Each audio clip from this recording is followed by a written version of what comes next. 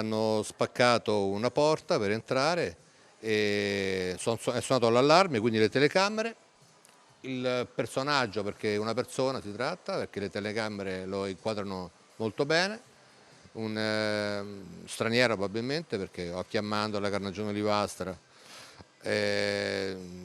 niente, va verso la cassa, ruba quei pochi spicci che sono soliti lasciarsi come fondo cassa, poi va a prendersi delle bottiglie di vino dal frigo, così si evince dal video. Ennesimo furto all'Amelia Romana, ristorante tra via Milanese e via Giustizia a Mestre. Anche questa volta i danni sono stati maggiori del furto subito e il titolare è ormai oltre l'esasperazione.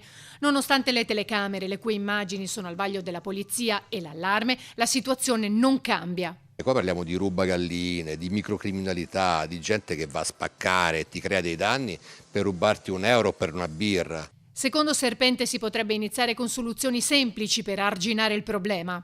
Cercare un qualcosa che faccia pagare, espiare le pene a questi soggetti, per questi reati minori. Quindi potrebbe essere uno sfalcio erba nelle scuole, negli ospedali, andare a pulire gli argini, scontare in questa maniera la pena in maniera tale che la comunità ne traga beneficio, almeno qualcosa gli si fa, se no non gli si fa proprio nulla, perché dopo una serie di reati qua gli si dà un DASPO e questi ci ridono sopra.